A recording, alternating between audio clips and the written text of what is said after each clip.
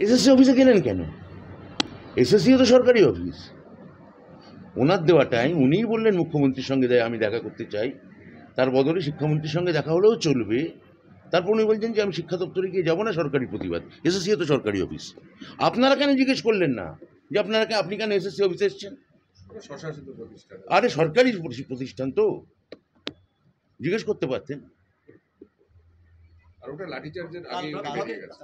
কালকে উনি আসার কথা বললেন, অথচ আজকের এই ঘটনা যেটাকে সামনে নিয়ে আসা হচ্ছে সেটা কি? আমি তো বলে দিলাম একবার, আর আমার মনে হয় এক কথা 4 বার 5 বার 5 রকম উত্তর তো আমি দেবো না। আমরা 5 রকম 3 রকম পদ দিয়ে ভাত খেতে পারি, 3 রকমের উত্তর তো দেবো না। বলুন। চাকরিহারা শিক্ষকদের সঙ্গে বসবেন কবে? ওটা ডেট ঠিক হয়েছে? কবে বসবেন? ডেট ঠিক হয়েছে? এই সপ্তাহে আমি আপনাদের সেটা নিয়ে জানিয়েও দেবো, এবং আমি সেদিন ওদের মিটিংয়ের পর আপনাদের সঙ্গে বৈঠকও করব, এবং পালিয়ে যাবো না বৈঠক করার নামে। আপনার দপ্তরের অধীনস্থ শিক্ষকরা আজকে যেভাবে পুলিশের হাতে নিগৃহীত হলো, লাঠিপেটা কথা হয়ে গেছে তো ভাই, এক কথা কেন আপনি কি বলছেন? নিন্দা হঠাৎ করবেন? ভারী গলায় বললে আমি উত্তর দিয়ে দেবো? না, আপনি কি হঠাৎ ভারী গলায় বলতে শুরু করে বললে উত্তর আমার দিয়ে দেবো? গলাটাই এরকম। আমি বলে দিলাম তো, আমার গলাটা এরকম। আপনি কি নিন্দা করছেন এই ঘটনা? আমি যা বলা বলে দিয়েছি, আপনি শোনেননি? শুনেছি। তাহলে আবার বলছেন কেন? যা বলে, আপনি যে সব প্রশ্নটা বললেন ওই শব্দটা ওখান থেকে তুলে এনে বসিয়েছি।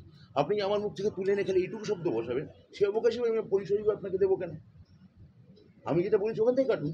না, শিক্ষকরা যারা চাকরিহারা শিক্ষক তারা বারবার বলছেন যে মুখ্যমন্ত্রী ওখানে প্রতিশ্রুতি দিচ্ছেন, আর এখানে আমরা আন্দোলন করতে এসে আমাদের লাঠি পেটা এবং লাঠি খেতে হবে।